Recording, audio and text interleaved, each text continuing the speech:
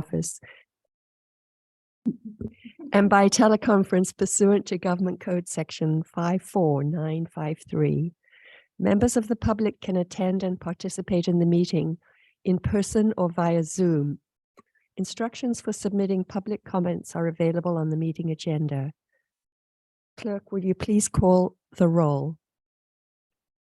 Director Christine Tucker, Here. Director McNiven, Here. and Director Sear is absent today. Okay. The first item on the is adoption of the agenda. May I have a motion to adopt the agenda? So moved. Second. Clerk, may I please have the roll call vote? Director Christine Tucker, Yes. Chair McNiven, Yes. motion passes 2-0. The next item is oral communications. At this time, the clerk will call on the members of the public individually who have submitted a public comment form. Commenters will be allowed to address the board for up to 3 minutes. Clerk, are there any comments from members of the public on matters within the jurisdiction of the district, but not on the agenda today? Chair McNiven, we do not have any public comments at this moment. Thank you. Okay, approval of the minutes. Approve the March 28th, 2023 Legislative Funding and Public Affairs Committee meeting minutes. Clerk, do we have any public comments on this item? Chair McNiven, I do not have any public comments on this item. May I have a motion to approve the March 28th, 2023 minutes? I'll make that motion. I'll second. Clerk, may we have the roll call vote? Director Christine Tucker, Yes. Chair McNiven, Yes. motion passes 2-0. Okay. The next item, committee business, item number 2. A staff presentation.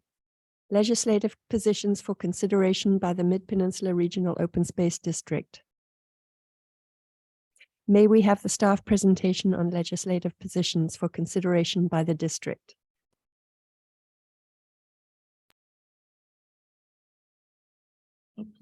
Good afternoon. My name is Josh Hugg. I'm your Governmental Affairs Program Manager, and I'll be discussing our additional district legislative positions for your consideration and feedback. So I would direct you to attachment number 1, which is the list of bills. See if I can. So currently we are tracking approximately 140 bills. These are bills that have some level of interest for the district, and we know throughout the legislative session they can be amended at any time. So even bills that we're not taking positions on, we track them for that potential. This session, I believe there have been approximately 2,800 bills released by the state legislature for consideration this session. Of the bills that are currently being tracked, a subset of those bills had previously been considered what we call spot bills, bills that had placeholder language in them with the expectation that they would be amended for at a later date for some more specific use. And looking at those bills and other bills that have been amended, non-spot bills, we have identified 13 pieces of legislation. None of them we feel rise to the status of priority 1. 13 of them we would consider priority 2, where we may want to weigh in on them just via a letter with no extraordinary effort to go beyond that. And it's also useful to note that 2 of those bills are federal legislation. So at this point, I will direct this back to you to see if there are any specific bills that you had questions about and would like to consider further. Thanks, Josh. And thanks for bringing this to us, the spot bills. that have turned into something more. I want to start with AB 817, the very first one, Oh. the open meetings. Could you describe that a little bit? What that entailed? I wasn't sure what it meant. It talked about, let's see, something. Yeah, what's a Yes, subsidiary body? I'm That was actually my- going to have to look at the definition because usually our committees are commonly referred to as advisory bodies. So I'll have to look back to see how subsidiary body is defined, but I can do that real quick and look in the current version of the legislation and get right back to you in a second. That'd be great, because my question really was, especially for committee meetings, when the committee meeting may not last very long, and for some of us, it takes us longer to get to and from the meeting than the meeting actually lasts. It would be really great to be able to zoom in to some of these still and, not have it be quite so burdensome. And General Counsel Hillary Stevenson, I think that there's going to be some more activity in the legislature around finding more ways of allowing hybrid meetings to occur. So, I mean, in my personal opinion, there's a couple of attempts at this, but they're extremely narrow, and it would be great to see hybrid meetings expanded. I think there's probably a lot of support for that among local elected officials. So, and with that, I'll just check and see if I can find that definition. Yeah, and Okay, and if I might just say, to continue, perhaps this is something that we could write a letter about, because particularly with a special district like Midpen, where we have board members who are spread across 2 different counties. Right. And we are really conscious of our climate, our climate, our greenhouse gas footprint, if you will. Given that we're really working hard to do better on that, Yep. it would seem like. be Yeah, helpful. you do raise an excellent point regarding the size of our district, and there's one, it's not on the list today because I just recently found out about it, but there's another bill that we're looking at more closely. It applies to multi-county jurisdictions, which may apply to us, and essentially removes all barriers, with regard to the use of remote meetings. But I don't want to speak too soon. So Okay. there may be something else there too. Okay. All right. Very good. Thank you. So if I might, the way that subsidiary body is currently defined in this legislation, it's an advisory body that does not take a final action on anything. So I think that would apply to our bond oversight committee and possibly to these standing committees, the way it's currently defined. So that would be pretty helpful. Yeah. Yeah. So is that something that we might consider writing a letter of support, or at least? Yeah, I mean, by taking right now we have a recommend support position. Mhm. If we choose to adopt that position, we will generate a letter. Okay, good. Just to check. Yep. Do you have a question? Any more? Phil? Oh, I have lots, so. Oh, go for it. I only Um, have one. All right, well, I was really interested in AB 68, and it sounds like perhaps we have some additional Yes, comments on that. yeah. But I was really happy to see this connection between different land uses, the environmental community and the housing community, and finding some common ground for.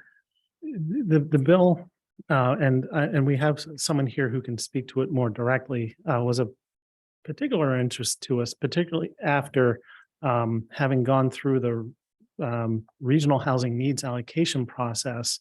Within the district, we have 17 cities and 2 counties. Each of them goes through a process to decide where to put new housing. And as you would expect, the unincorporated counties are the areas of most interest to us, because that's where most of the natural and working lands exist. Unfortunately, those allocations were rather high this session, so it put the counties into a challenging position to find places to put housing. And several of the choices that were made, were in essential habitat areas, high fire risk areas. So this bill has particular resonance with regard to the zero-sum nature of land use and the relationship between natural and working lands and the built environment. This bill is from what I understand, is the first collaboration between an environmental entity and a pro-housing entity. In this case, it's the Nature Conservancy and California YIMBY, or Yes in My Backyard, in contrast to NIMBY, if you're familiar with that term. So they have worked to identify a model that helps to promote a vision of urban infill and to streamline that while also explicitly protecting certain areas of high conservation value. So at this point, I'm going to, if I understand Abigail Ramsden from the Nature Conservancy is on the line, I'm going to ask her to say a few words about the bill. Thank you for having me, Josh, and good afternoon, committee members. It's my pleasure to be with you today in Zoom world. I am a project director at the Nature Conservancy. I have been there for about 10 years. I started my work as a land use attorney doing project permitting and CEQA on behalf of project proponents. And for the past 10 years have been working on strategic conservation initiatives in the Bay Area, the Central Coast, and statewide.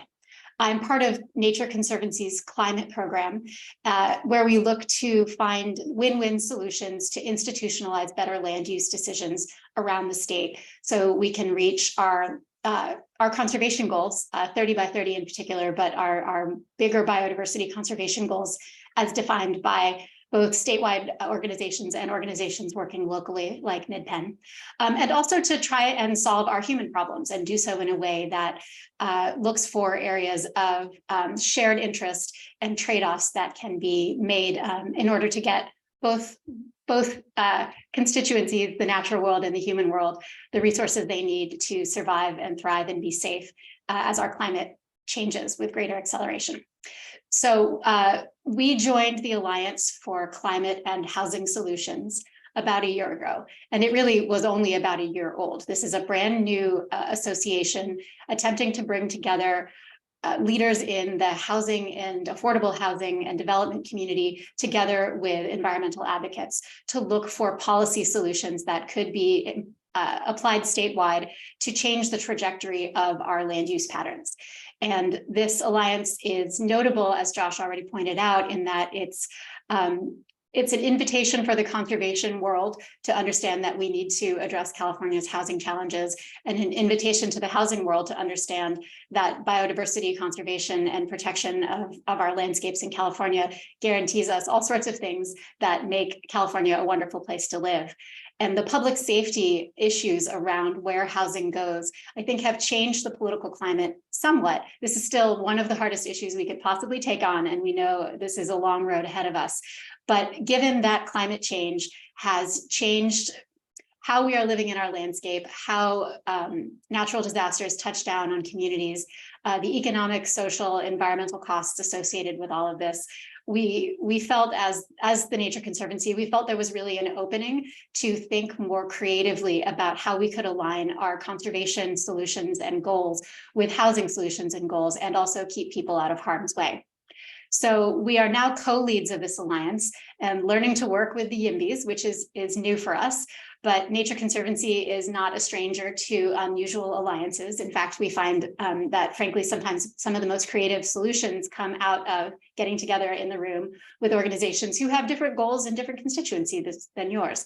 And by sharing science-based data and analysis, we were able to move forward to AB 68, which, as Josh described, focuses on streamlining housing within infill locations in existing communities where there is already infrastructure and services, and lower greenhouse gas emissions associated with construction in such places, whether it be from the cost of construction or the travel associated with new homes.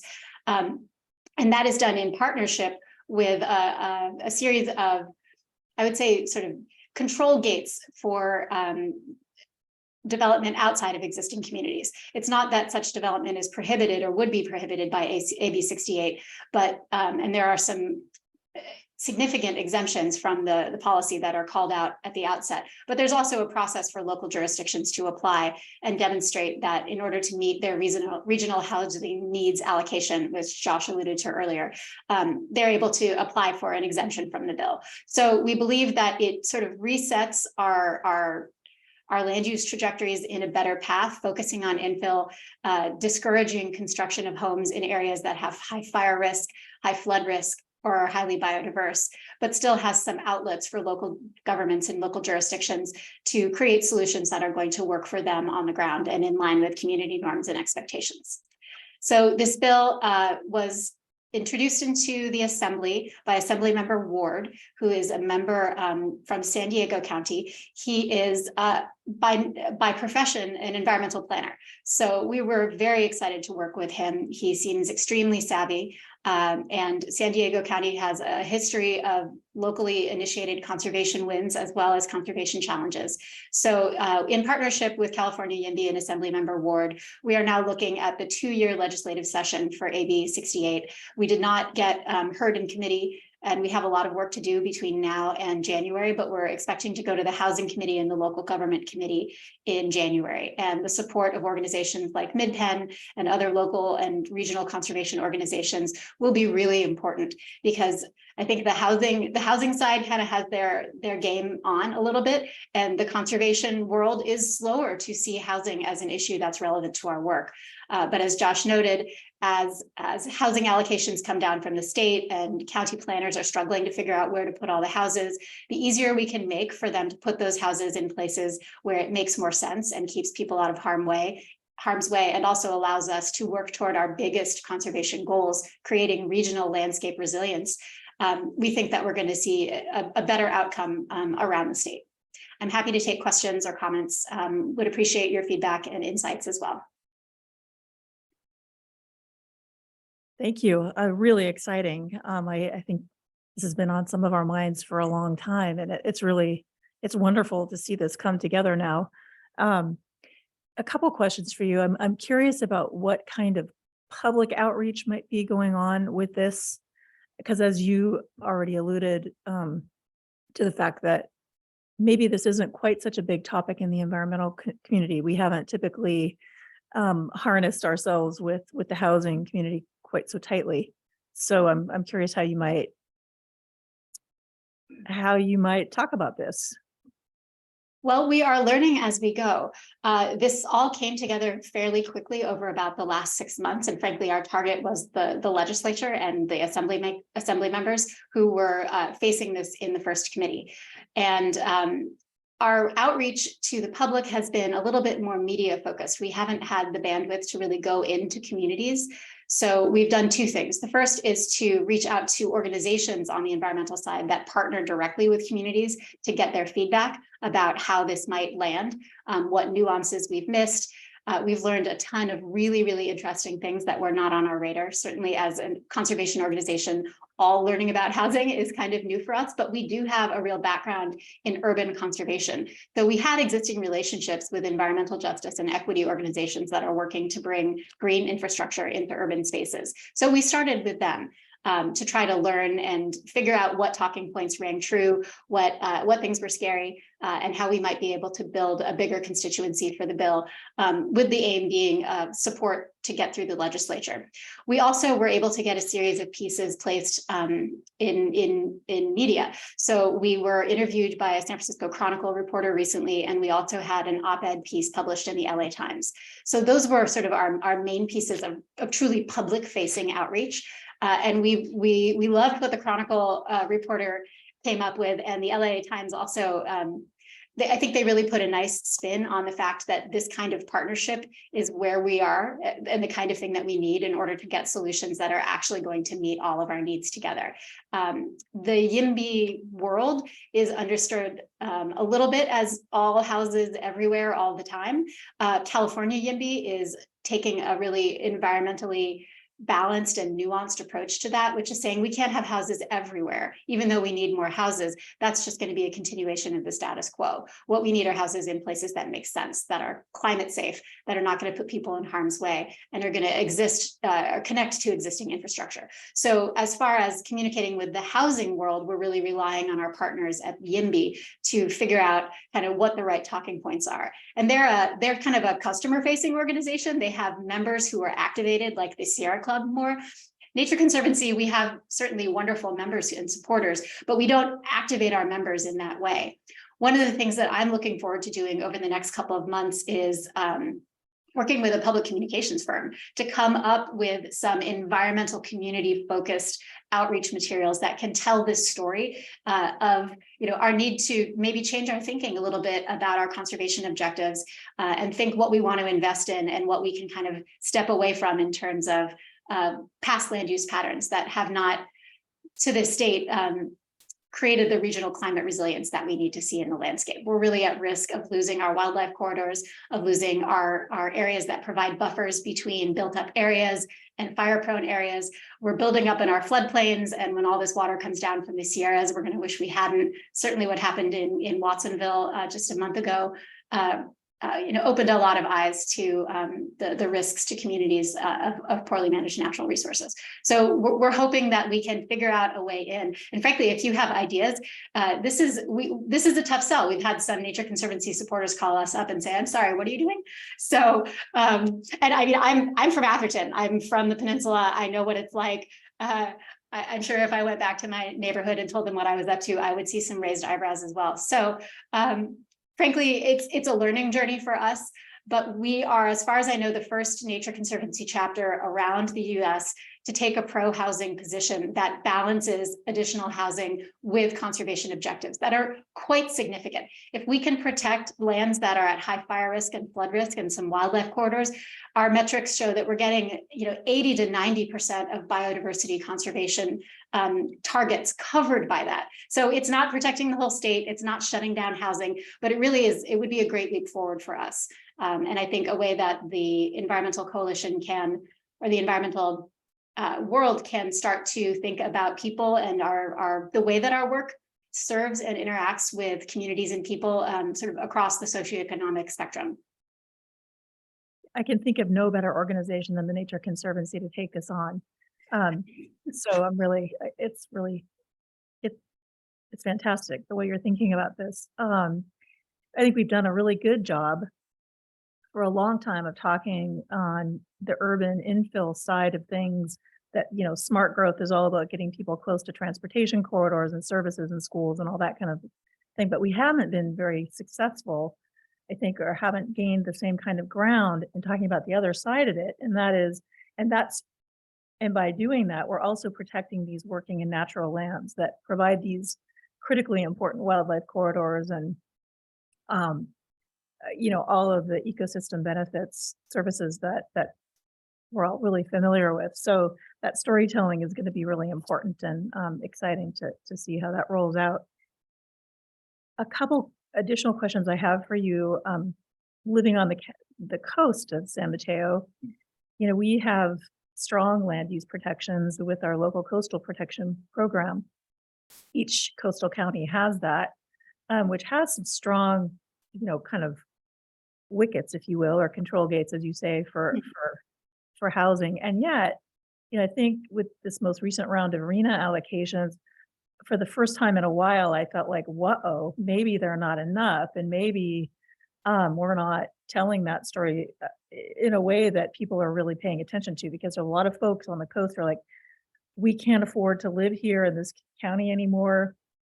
We have all this open space. Why can't we just build some of it and fix this problem? So have you thought a little bit about, I'm throwing a lot of things into that statement, but the coastal area is one that I'm really concerned about, and wondering if you've given any thought about that in the state, up and down the state.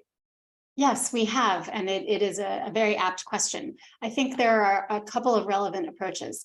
The first is that there is an explicit call out in AB 68 for workforce housing, especially agricultural workforce housing. So to the extent that working agricultural landscapes need to accommodate their workers and their workers' families, that is explicitly called out as something that may happen. Any development would need to be, within the footprint of the ranch or farm infrastructure. And it's not about building, 7-story buildings in the middle of rural areas, but there is a call out for that because we wanted to be sensitive to supporting agricultural landscapes, because not only for all of the benefits they provide, like food and natural resource protection, but because they are an important part of economy and heritage up and down the coast and inland as well. The second thing we're thinking about, and this is one of the places where we have more work to do, we were going to create a call out for rural communities of a certain population size and create kind of a tight band around those communities and give them that same streamlining benefit within a small footprint. So to the extent that they wanted to develop, say, I'm thinking of downtown Pescadero, where it's like house, lot, house, lot, house, lot. Some of those lots have dahlias in them and I wouldn't want to see them go away, but some of them are probably really great places to build multifamily housing. So that's one of the call outs we're looking at. The tricky thing is, while we were developing the bill, the Census Bureau released its 2020 report, and the census definitions of rural communities changed from 2010 to 2020 in a way that made it harder for us to sort of tightly design that rural community exception. So right now we're working to try to figure out another way to get at that. So we're not inducing sprawl, but we are giving room for rural communities to grow in a way that makes sense for them, and not shutting them down in the same way that we would, up in the hills or someplace that had high fire risk. I would say the last piece is, some of the coastal areas like the San Mateo coast and Marin County have been sort of, the success of land conservation has created trouble for housing availability. And that's particularly true with folks who are workforce and trying to commute to those places. And some of those problems are systemic. It's hard to run a transit system in places that don't have that many people. And I don't think that we can solve all of that. So I think this bill, it just kind of gets us hopefully moving in a better trajectory overall. As local jurisdictions revisit their general plans and their housing elements, we're hoping that this bill will inspire better planning. So you won't see things like RHNA allocations in super rural areas with high fire risk or crazy slopes or in the middle of a quarry or some of the other stuff that Josh brought to our attention with the last RHNA allocation. And Midpen and Nature Conservancy and a couple of other partners are right now working on a paper that is sort of adjacent to this AB 68 work, but directly relevant. And our idea there is to figure out how to intervene at the state level so that RHNA guidelines are written in a way that encourages planners to take climate resilience into account, and not put these allocations in places that create problems for local communities, or frankly don't make any sense. So the current RHNA guidelines really are about planning metrics. We'd like to get some ecological climate resilience and other related metrics into that balance, into the mix there. So ideally what we'll see is general plan consistency that is truly figuring out how to make an open space element, a climate element, and a housing element all work together in a way that is going to support the county's growth in a way that's sustainable and safe and protects our biodiversity. So that we'll work on that next month. Right now, we'll talk, and we would love to talk to you about that if you have further ideas. But we're biting off some big pieces of the apple here. We know that we got a lot to get done. So it's been wonderful to partner with Midpen in thinking and brainstorming and figuring out how we can make a difference in the near term and the longer term as well. Yeah, I'm tickled to hear this. Yeah. One last question for you. I mean, who I think I can guess the major opponents, but aside from the housing communities or the builders, perhaps, who is coming right out of chocks quick on this against? Well, you're right about the builders, although unfortunately they've characterized our bill as shutting down all housing construction around the state, which is not the case. In fact, we're hoping to streamline and make more economical housing construction in places that make more sense for safety and our climate future. But yes, the building industry is lining up there, and they brought all the chambers of commerce along with them. So There are also organizations, including environmental organizations, that oppose all kind of CEQA reform. They just don't want to see it weakened for fear that any sort of backstep on CEQA will lead to unintended consequences and folks losing a seat at the table for important conversations that involve the community and the community's input in forums that aren't necessarily provided at any other stage in the development process. So we hear those concerns, and we know that they are significant. And frankly, Nature Conservancy would not get behind a CEQA streamlining bill normally. What allowed us to get behind it in this case was two things. The first was that we added additional environmental protections, meaning you don't get the benefit of this policy if certain environmental conditions obtain. So there's kind of a backstop. Like if you're in the middle of a wetland, you don't get this. If you're at an area subject to sea level rise, you don't get this. These are not places where it makes sense to build without environmental review. So that was the one piece, is that we added stuff to make sure that this wasn't going to hopefully impact natural resources in infill areas. Another example of that is vegetated buffers around riparian corridors. Those are off limits. The other piece is that we think we're getting more than we're giving up, frankly, and we believe in urban biodiversity, but we have our state to make safe, and our big biodiversity and wildlife connectivity goals to work toward. So the fact that we're giving up a little bit in infill locations, but getting a lot in the upland locations and in agricultural and working landscapes made it worthwhile. Organizations that only work on CEQA and are only thinking about the urban landscapes don't necessarily see that trade-off. So we may not be able to bring them along, but hopefully we can share with them our thoughtful approach to which properties get the benefit of this, rather than which properties would sort of, by their very nature of having environmental values or environmental hazards, would be ineligible for this program. We also are in the middle of a conversation with affordable housing advocates. If you looked at the bill closely, you will see that there was a blank spot for the amount of affordable housing that is facilitated in the infill provisions of this bill. It is all multifamily, but TBD how much affordable. Some organizations are unwilling to get behind any new legislation that isn't about creating 100% affordable housing. So this is a place where Nature Conservancy, definitely not the expert. Again, we felt like this was getting us enough that we wanted to take a try, even understanding that we weren't going to be talking about 100% affordable housing. However, we are very interested in what that percentage is and whether it should change depending on how sensitive the neighborhood is that is being identified as a potential prospect for development. At the outset, the selection process for the infill streamlining locations is more focused on areas with higher resources. So think, Palo Alto, not East Palo Alto, where although East Palo Alto may be in it, but the idea is to avoid gentrification by trying to focus the infill efforts on places that are already middle class, if you want to call it that. I don't think Palo Alto probably qualifies as middle class anymore. In the 70s it was. And the problem too is there's so much local nuance. I mean, we're trying to do statewide policy, and how this touches down in individual places is not going to always work. And we know that we're going to have some unintended consequences. But that affordability piece is another really big one that we need to work on in order to bring more people over to our side. Likewise with labor. So that's why I say between now and January, there is a lot of work to be done and some important details and a steep learning curve for all of us. But we still feel really proud of the overall framework that we've come up with, and we don't know of anything like this anywhere else in the US, and we're hoping that this will be the first of many that thinks about these trade-offs. We can't have all of the things, so we need to focus on the things that we need most. All right, fabulous. Thank you so much. Appreciate all your time and answering all these questions. So. You bet. Any other questions? Not a question, but I do remember when they formed the Northern Sierra Partnership Alliance. Yeah. I think Nature Conservancy was the lead on that. We were.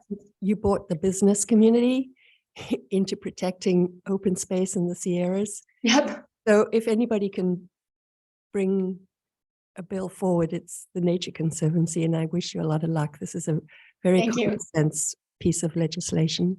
The Sierra Business Council is one of our business community supporters. Yes. So I think they've seen that we can do both and that it benefits communities to invest both in housing for people and in conservation for all sorts of reasons. So I hope that's a model that we can share more widely and bring the rest of the business community around to seeing that, frankly, it lowers everybody's costs in the long run and creates a lot of economic benefit to put houses in the right places and Yeah. protect our open spaces in ag lands. Well, thank you so much. My pleasure. Thanks for having me. Any more bills? Let's see, yes, Director I Peterson? did. Okay. So let's see, which one did I? So just quickly, Josh, on AB 1322, the pesticide bill. So that, is it trying to, I'm not familiar with this pesticide, so it is an anticoagulant, First generation, a yes. first generation. So it's trying to bring the regulation of that into some parity with Right, the so- second generation. Right, so two years ago, Midpen supported the removal of second generation anticoagulant rodenticides, and Mhm. there's a host of them. What it did was task the Department of Pesticide Regulation to, go back and identify, the safe envelope where these rather deadly pesticides could be used. In the meantime, while they are figuring that out, they are not for public use, except under very specific circumstances, public health emergencies, I think around certain agricultural facilities and so forth. This would add that particular first generation anticoagulant rodenticide to that list. So it's not creating anything new, it's just augmenting the existing list that's currently under review by the Department of Pesticide Regulation. Great. Okay, my last question is 824. This would enact the Highway Greening Act, and why are we, does this have, where are we going with this one? I think this is taking kind of a more holistic view of habitat. Okay, Urban greening in many circles is considered a form of habitat certainly for the species that are either existing in an urban setting or for migrating species that may intersect with urban areas. So this is a further augmentation of that and applying it on a statewide scale. I wondered if it had anything to do then with wildlife crossings, or it doesn't really have anything to do with that. Not explicitly, Okay. but it would be an additional benefit for those species that do nest in trees and that those areas that would receive that additional greening. Great, thank you. Nice idea. I Yeah. know that burrowing owls love golf courses. So the more greening, the better. That's it for my questions. Thank you. Hey, I don't think I have any questions. Okay, well, I guess as far as next steps, this list will be brought to the full board on the consent calendar, certainly can be pulled and discussed further. But with your recommendations, this would move forward. I guess I did have one more kind of higher level question, Josh, and that is, are we likely to see any additional bills come along that might address the kind of devastation from all the storms of this winter? Or are we looking? I can't say for certain, but the budget is certainly under heavy Mhm. deliberation right now. And there are a lot of moving parts, but included in that discussion is the addition of a part of a climate bond.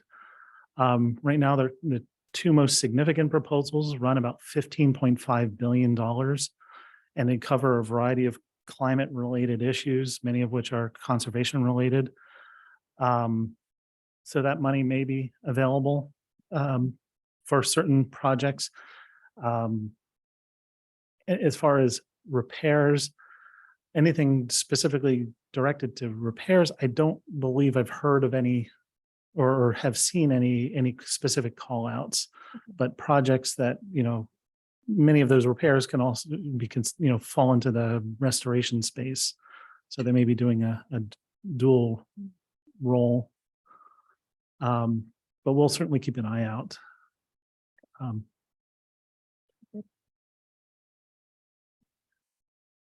We do, I will mention that there is one bill in here that, I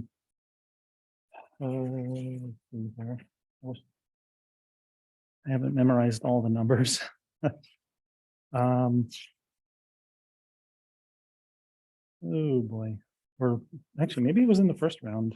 That was, yeah, I guess it was in our first round of bills to deliberate, that we deliberated, that raised the dollar threshold on emergency, on permitting projects in the coastal zone that receive permit exemptions. There was a $25,000 threshold that raised it to $125,000. So you have a broader scope of expedited permitting that can be applied to repair projects. That's probably the most explicit example I've seen so far. Okay. All right, very good. What's this, a fine list? Fine list.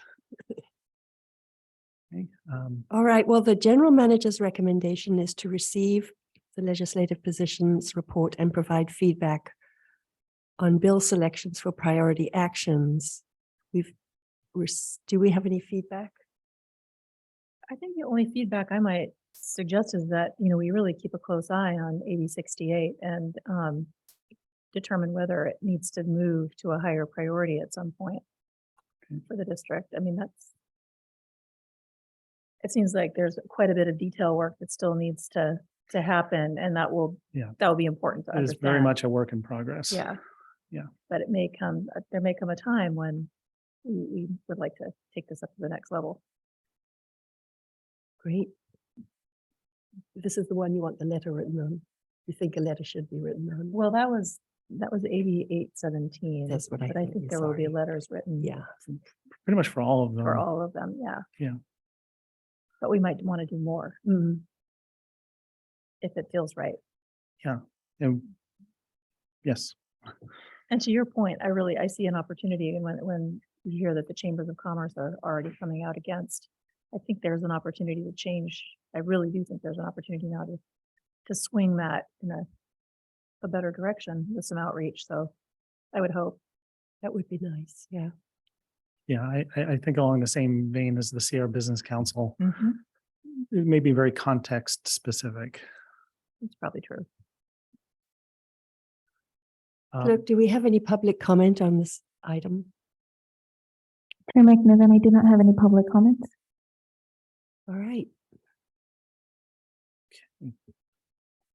So we can move on to the next item on the agenda, which is committee business. Oral presentation and discussion of intergovernmental and legislative engagement options for the board. Okay. I did not check my agenda should I before, so Hide this is behind the fine. podium and then come back up. There you go. May we have the staff presentation? Yes.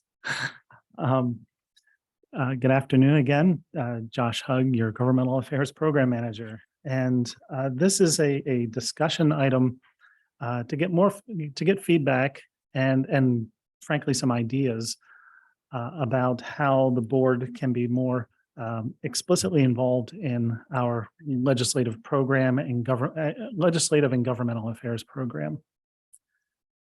So the recommendation is to provide feedback to refine the options that are presented. And I'll emphasize that the list of options presented is a partial list, and I think you may be able to provide some more substantial feedback. Just to provide a little context, as you know, the board establishes its legislative priorities each year through the adoption of its legislative program. And using that adopted program, we then go off and interact with our intergovernmental partners, and we also evaluate pending or presented legislation to see whether it fits with our priorities and will aid us in the execution of our mission. To this end, we typically work with our staff counterparts at these other institutions to move these legislative priorities. And occasionally there needs to be a higher level of engagement. And also just an additional dynamic as we experienced in 2020 or 2022, I guess, the term limits for most legislative offices means that we have periodically we have new faces that we need to establish relationships with, and as well as not just electeds but also staff. So there's a continuous engagement and education effort that we participate in. So the goals of pursuing this are several. The first one really just, kind of encapsulates it in this manner. You develop an ability to pick up the phone and communicate with a legislator directly. That a relationship is established that is familiar enough that a dynamic like that can occur. After that, certainly socializing the district works. Socializing meaning legislators become used to the work that we're doing. They're familiar with it. And they view it as critical to solving their own identified needs, that we are a part of their constellation of concerns. And certainly within our district, natural and working lands comprise a good portion of many of the legislative districts. And much of that is district land. We actually went through the GIS exercise of quantifying that for each of our legislative partners. And I'm happy to make that available. Also, understanding what their issues are, meeting them in part halfway, but looking for those intersections, and then being viewed by that legislator as a resource. So if there is a question about conservation, if there's a question about wildfire, they would pick up the phone and ask our opinion. And we have established that relationship with some offices, but I would not say all offices. And then generate a relationship that leads them to championing budget, bond, and legislative priorities. So just like we reviewed these priority bills today, we would like our legislators to feel as strongly about them as we do. And just the bottom line is that board members, as an elected official, you do provide a higher level of gravitas in these conversations than if a staff person were to approach an elected official. So just to kind of give you the size of the task at hand, we have 6 federal offices within our delegation, 2 senators and 4 representatives. 8 state offices, equally divided between senators and assembly members. County supervisors, we have 10 of them, not counting Santa Cruz County.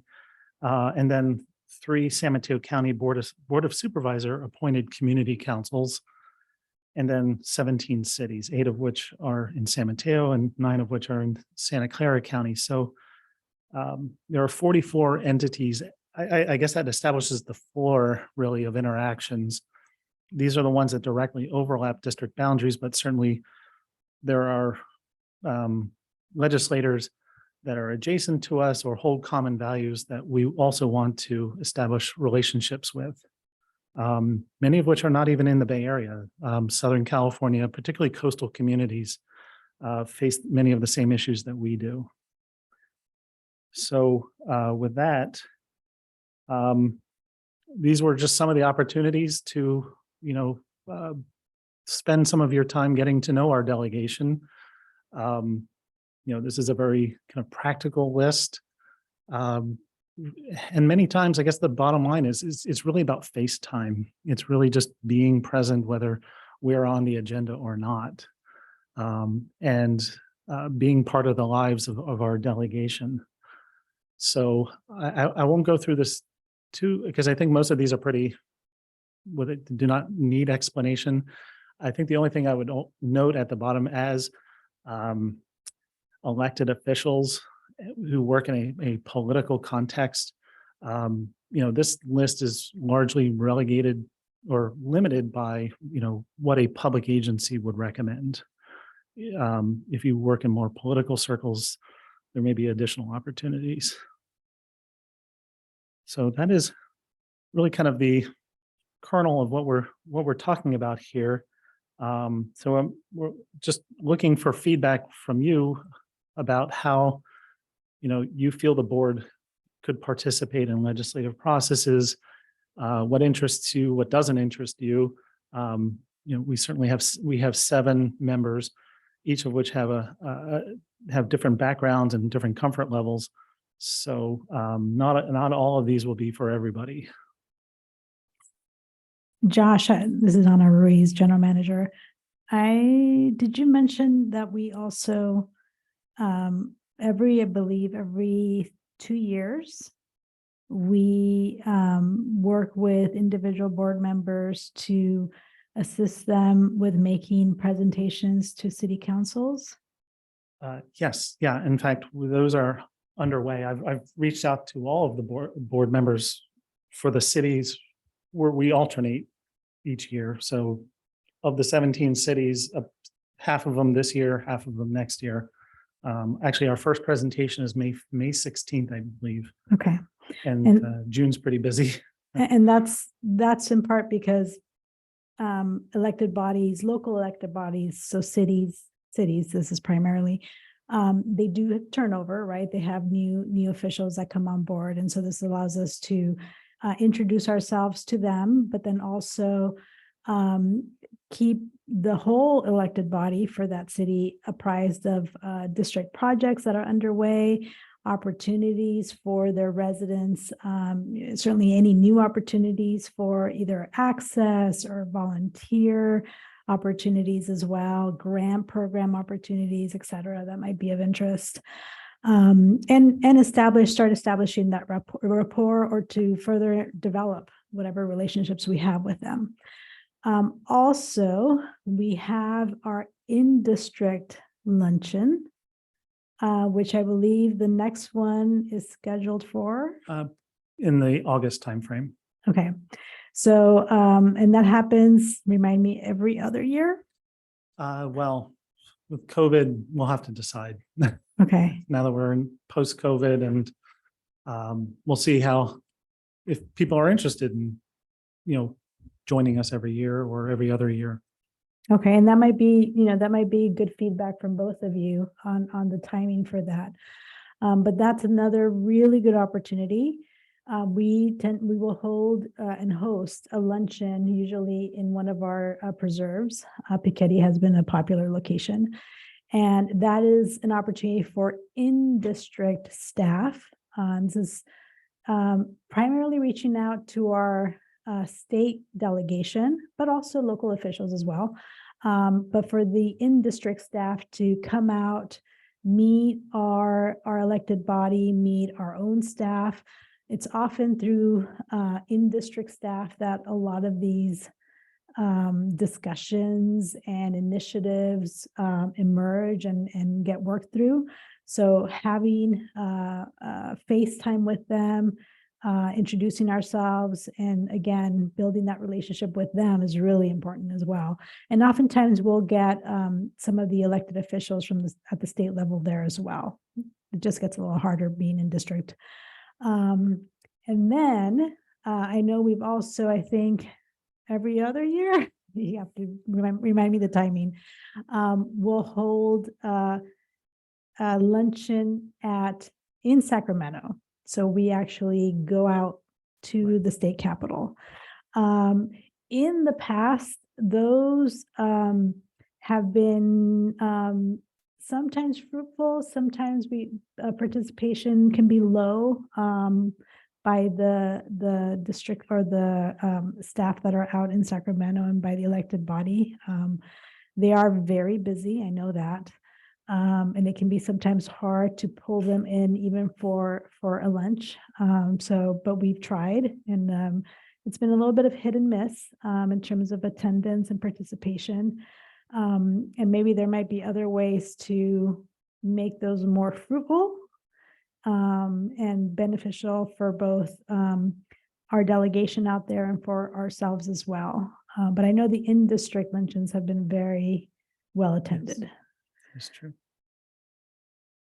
Yeah, I think one of the poster children for something like this was Cloverdale. Director Riffle, who was president at the time, we had made a request of Assemblymember Berman, $8 million for the purchase of Cloverdale. And we understood that it had been shelved, that request had been shelved. Director Riffle called Assemblymember Berman. I mean, I can't say for sure, that we can connect the dots, but amazingly, this request revitalized itself, and certainly, we are where we are today. I recall that Director Riffle was one of the first people to receive a call from Assemblymember Berman regarding the award of this $8 million. That would not have happened had Director Riffle not reached out and talked about that particular opportunity. So, that would be just kind of an example of the manifestation of this. And certainly I know because I attend them, Director Riffle attends Assemblymember Berman's open house every year and gets at least a few minutes of face time with him to appreciate his work. So, that might be one example. Off you go. I have lots of thoughts about this, and I know we've talked about it a little bit too. It seems to me that it might be nice to create an approach for each level. So, we've got the city levels, we've got the county level, we've got the state and the feds. So at the city level, I think these presentations that we're doing to city councils, especially now that meetings are Zoomed, we can really reach a lot of people who are attending those city council presentations. So like we're going to do Woodside and Half Moon Bay and all that. I think those are great. And knowing your city council members, of course, is important. The more FaceTime, the better. At the county level, I wonder even if we could do something similar and make a presentation at the county to the Board of Supervisors. To the entire, Yeah, to the board. As you know, we do the annual check-ins with each of the individuals, but those are private meetings. One-on-one. Yeah, I'm exactly. talking about, could we do something just like we do with the cities, where we do a presentation, get on their agenda at the county level, given that a lot of people may come to those meetings, people can now Zoom in. It might be a reasonable way to continue to get people's staff, to listen. And yeah, well, for the short answer is yes. Yeah, of course we can do that. And, it's only 2 counties. So yeah, I think though we in addition to the raising the public profile and educating about the district to the public, we're also looking to enhance our individual relationships with those specific elected officials as well. when I think for Director McNiven's benefit, we do that. I think you've led us in that direction really well, Josh, where we have these one-on-one meetings with various state and county representatives, which is very helpful, I think. Yeah. Yes. And especially now that we're coming out of the pandemic, I think there may be more opportunities. One thing about the in-district luncheons, I'm wondering whether it would be appropriate to have one in each county. So in other words, maybe you were doing it at Piketty, but I'm thinking that a lot of folks from San Mateo County might not really want to drive all the way to Piketty and might rather do something on the coast or. Well, I guess the way we've approached it with the every other year is that it's actually alternate. every year we alternate. So the location we've selected in the past has been Cooley Landing. The education center there is just ideal for, you're on the bay. It's an enclosed, empty facility for the most part. And yeah, it's a great venue. If there are other places that, we try to not pick places where we have to do the big production, put the, huge tents and stuff. Piketty, as you know, has a small courtyard area that's relatively shielded. I guess I'm thinking in contrast is our coastside celebration where wind, Yeah, is there's always that. is ever present. There's always that, and fog. So, I mean, it doesn't preclude us from considering it, but it's, those two specific locations have worked well. Whether we need to freshen that up is, particularly now post-COVID. Yeah, I think I forgot that we alternate, so that's great. At the state level, I wonder if there's an opportunity right now with AB 68 as it rolls out, if it continues to be such an important bill, whether that's would present us with an opportunity to talk with our state senators and assembly members and, talk about this important connection between, the environment and the built environment and the natural environment, and how the two need to go hand in hand moving forward. Typically, for specific legislation, a bill like this has enough moving parts that it will be likely referred to multiple committees. Certainly the Housing Committee, but also, or Housing in the Assembly, Housing and Community Development. But there may be additional Assembly Natural Water Parks and Wildlife Committee and Natural Resources. So some bills even get triple referred, depending on how our delegation participates in those. Because some of our delegation actually are on those specific committees. Talking to them about bills that, we've done it in the past. We've talked to senators about assembly bills that haven't made it across the fence yet. Generally, it doesn't resonate too much with them because they know the bill may or may not reach them for consideration. We would have to, I guess this is the long way of saying we will have to look at the path that's likely set out for a bill like AB 68 and then look to see where our delegation maps onto those committees. And of course there's floor votes, but then engage with those specific members who will have, who will directly consider those bills. I guess my feeling is that the more you can plug us in, the better. And it might be helpful to have notifications of when open houses are happening, so we know, so we're all aware. I mean, I'm not so aware of what's going on in Santa Clara County sometimes. So if we were to get a monthly or a quarterly, I don't know what would be convenient for you, Josh, but some way that we could put it on our calendar and say, okay, I'm going to make a priority to go and to Santa Clara County and to an open house for somebody who's outside of I don't really know this person, but I want to. So Yeah, like Ash Cowra is a great example. Mhm. He's in the city of San Jose, but his district covers Coyote Valley and directly abuts our district. So he has a natural interest in conservation. I think if you can help us, help you by plugging us in. Some of us have more political experience than others or have been in the political arena longer than others. I think about Director Kishimoto and Holman. They know everybody. And whereas some of the rest of us don't.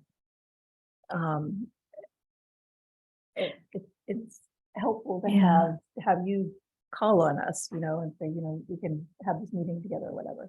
Would it be, do you think it would be appropriate if when these, because oftentimes there's sort of announcements that come out, when these announcements come out, we can forward them to the board, and whoever at that point is interested, has a time, they will add it to their calendar and attend. So that way you're notified this is coming, and it's based on interest, availability, et cetera, who would then attend. Yeah. Yeah, and if you're amenable to it, there's also, sometimes we'll attend meetings where we are not on the agenda and we are not speaking, but we're there, we're present.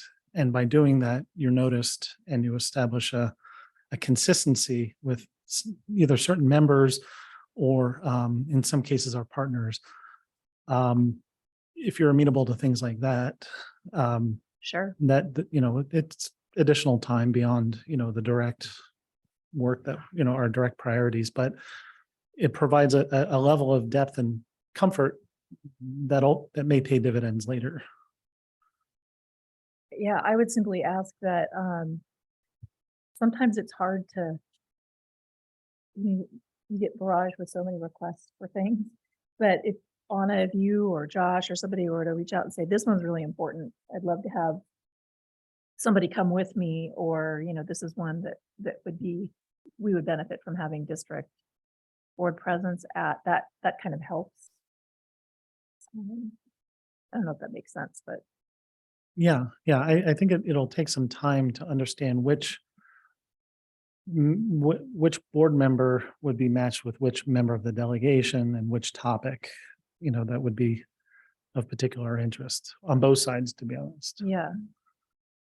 And sometimes it might be okay if the match wasn't perfect, even if it, created a little bit of face time. Yeah, yes.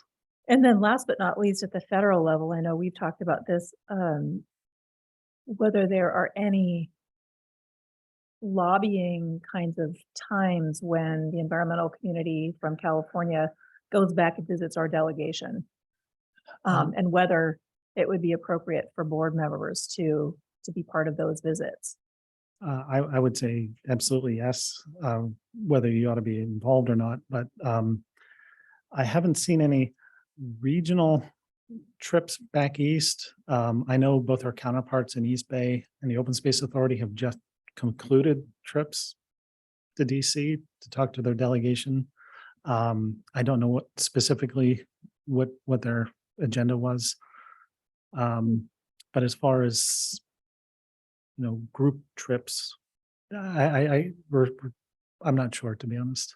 So it seems like that might be an opportunity with the Bay Area Open Space Council, or I forget what its Or name is. Together Bay Area. Yeah, Together Bay Area. I think it would carry a lot more weight if there was an opportunity for the Open Space Authority and East Bay Regional Park District and Midpen, at the very minimum, to combine an agenda, say these are our priorities and we're all working, these are important to all of us, and make appointments to go talk to our representatives. Yeah, I mean, one potential example would be the bill number eludes me, but it was on the agenda, is the Senate Bill 1149. It's the Recovering America's Wildlife Act that provides 1.4 billion annually to conservation plans. That could be a bit, if the bill gets this as far this year as it did last year, you had bipartisan support, both in the Assembly or in the Senate and the House of Representatives. Unfortunately, just the federal legislature ran down to the wire to get their essentials done before they saw the turnover in the legislature that we see today, which is gridlocked. So they were running up against the clock, and unfortunately, that particular bill just could not fit into the calendar that they had established. But if it gets as far this year as it did last year, this may be a good opportunity to drive that home. Great.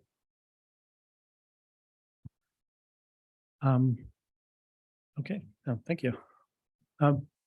Director McNiven, did you have any feedback? Well, I just remember when we went to Sacramento this year, we went on a Thursday, Yes. which was fine. I didn't think about it, but that's the day that all the senators go home. So it was not hugely attended, and mostly with their staff. So I think that was a good lesson for us. Yes. Don't go on a Thursday. Yes, well, the original plan was a Tuesday until Yeah. the Democratic caucus decided to co-opt our time Sure. slot. Well, yeah. I didn't mean that in a rude way. It was just No, that no, yeah, yeah. that was an interesting find. Yes, that was a All the best firsthand intentions. learning experience. Great. Yeah, no, I'm, well, as you know, I'm happy to talk. Not, I'm going to get better, but I'm always happy to represent Midpen. I think Assemblymember Pellerin really appreciated the FaceTime she had with you. So Yeah, yeah, she did. yeah. Yeah. She was so nice. Yeah, Yes. great. You never know how you're coming across, so anyway, we've had our discussion. Any more questions? Yeah, I guess I just feel like however we can help you, Josh, I mean, and Anna, whatever, plug us in. I just say, put us to work. As I'm happy to do it. Let me just do it that way. Yeah, me too. This is a So- government agency. Okay, well, get ready to roll up your sleeves. It means you have to roll yours farther up too, I think. Just wear a tank top. Yeah. Done. Thank you. Yes. Yeah, I really appreciate this opportunity to talk about this because I Yeah. think it's important. And now that we're coming out of the pandemic, it feels like many more opportunities are available to us. Yeah, exactly. I think we want to maximize those opportunities. Clerk, do we have any public comments on this issue item? Chair McNiven, I do not have any public comments. All right. Any additional comments? Nope. Thank you. Okay, thank you. All right. Thank you. Meeting is adjourned.